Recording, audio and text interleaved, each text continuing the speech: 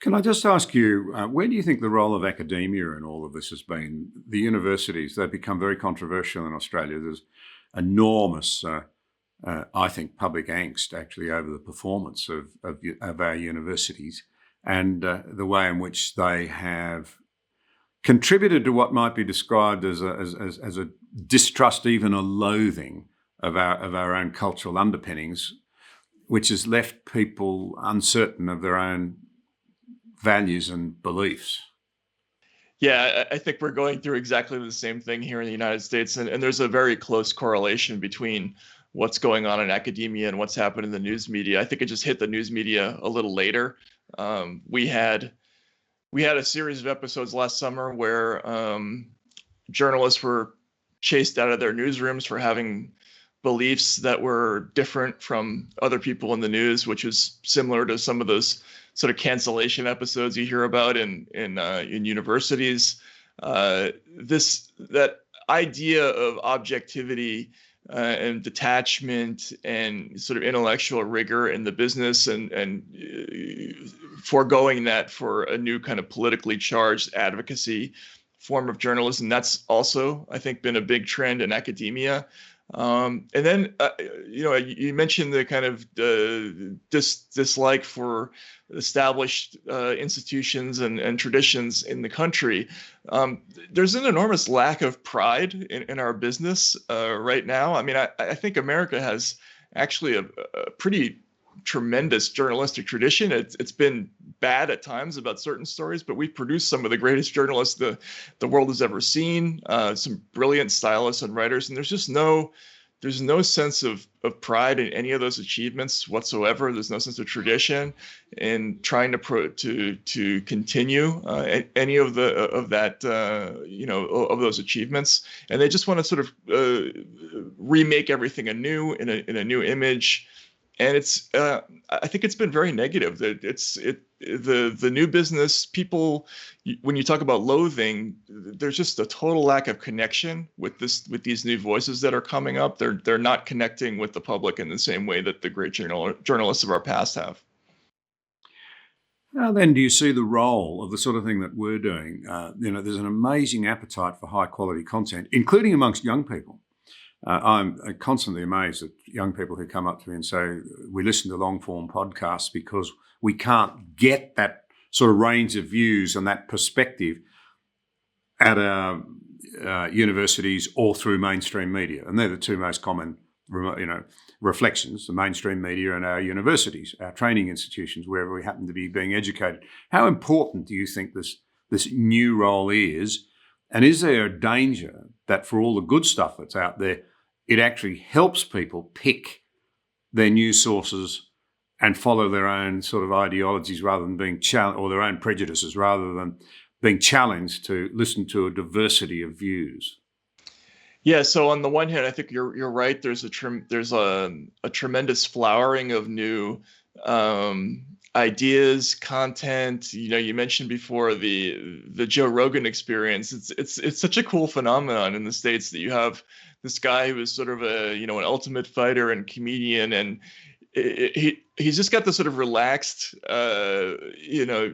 personality driven approach where he just talks to people of all shapes and sizes and colors and intellectual disciplines, and that's what you don't get on sort of corporate media right now. Like if you turn on Fox, you know what you're going to get. It's always going to be the same, pretty much the same thing. Same thing with MSNBC, and it's that sort of uniformity that turns people off. And there's a lot of stuff that's really cool that's going on in that kind of independent, indie, alternative space, podcasts, chats, those sorts of things. But you're right. There is a problem that with the internet, people can essentially go reality shopping now. They design their own news experience, so they make up a list of voices that they trust, and they never go out of their comfort zone. And I think that's a bad habit to get into intellectually. Like you should always be sort of checking in with people that you don't necessarily agree with, because otherwise it's very easy to get tunnel vision, in this landscape, and just be tuned out to the fact that there are other points of view that even exist. So I think you're right. That's a big danger. You know, one of the things that I've noticed is even amongst highly intelligent people who read and try and stay observed, simply because I've been involved in public life for a long time, I can usually tell 5 minutes into a conversation on public affairs which news services and news streams and information streams people are attaching themselves to.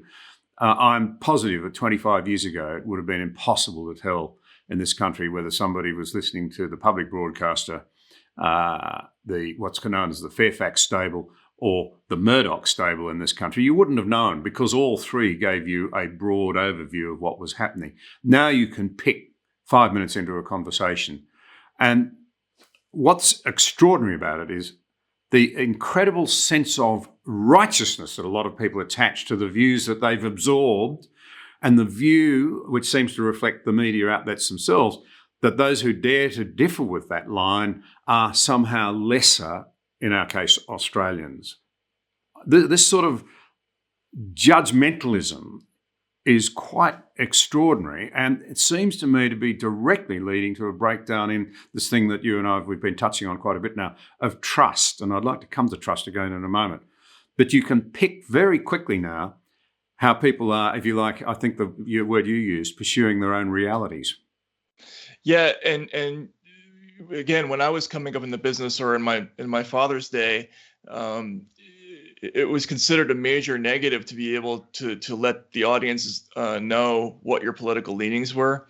Very few people who were kind of straight news reporters, they didn't really have public profiles as people. You didn't really know what they were thinking politically. That was considered a virtue in the business. It was also a kind of a professional necessity. If you wanted sources to trust you and to give you information, they couldn't know what your political leanings were. You weren't going to get a Republican leaning source to give you information if you were openly campaigning for the Democratic Party, or vice versa. That kind of neutrality and hiddenness of your point of view was an essential tool of the business. What's happened now is, you're exactly right. People are essentially just signaling what they're all about. And it's part of I think a commercial strategy that the networks have employed, where essentially what they're doing is they're picking an audience and they're trying to dominate it by feeding it news that they know that audience is going to agree with. So we say, okay, well, we know what you believe. We know you agree with X, Y, and Z. We're just going to keep feeding you content that sort of reestablishes your opinions, and tells you that we agree with you. And it creates this kind of conspiratorial relationship between the outlets and the audiences, where they're just constantly reaffirming each other's points of view. And it engenders this hostility towards anyone who's outside the bubble, which is part of what the audience experience is supposed to be about. It's similar to to covering sports, where everybody's a fan of the same team, and we think that the people who root for the other team are bad people, and those teams are the athletes who play for that team are bad. It's the same kind of rooting experience that they used to do only in sports, and now we do it with politics. But it's much more vicious, and self-righteous. The word you use, I think that's correct. To me, it's incredibly off-putting. I don't really understand why that's a rewarding experience for people, but it is. It's a successful strategy, but I think it's very, very dangerous. In general terms, because you've seen it, and the very interesting places that you've lived around the world, can a society really operate properly when, on the one hand, you've got this serious breakdown in trust, on the other side of the coin, and it seems to me they're very closely related, you have this incredible polarization, and in identity politics, it's particularly vicious. I think the way we're going at the moment. Can a cohesive society survive it for very long? I think this is a real problem for the whole of the West.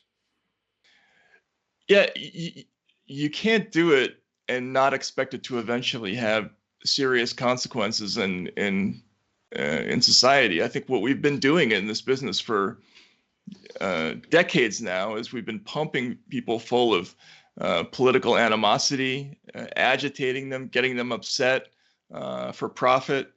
And we expect that that's not going to have blowback and consequences, but of course it's going to. People are eventually they're going to start really hating each other. It's not going to be just for show. It's not going to be just for entertainment purposes. They're actually going to start hating each other. And it's not survivable if the official posture of the major news outlets in the country is that we should hate and dislike one another. It's just not a tenable situation, especially in a country like the United States, which is heavily armed and has a very, very violent streak running through our society. I think it's been very irresponsible, but it's turned especially dark in the last couple of years. And people, we see situations like families are breaking up. People, who are lifelong friends no longer talk to one another. And I think it has a lot to do with the news media. Thank you for watching this episode. We appreciate your support. If you value vital conversations like this one, be sure to subscribe to the channel there and also click the notification bell to stay up to date with new releases.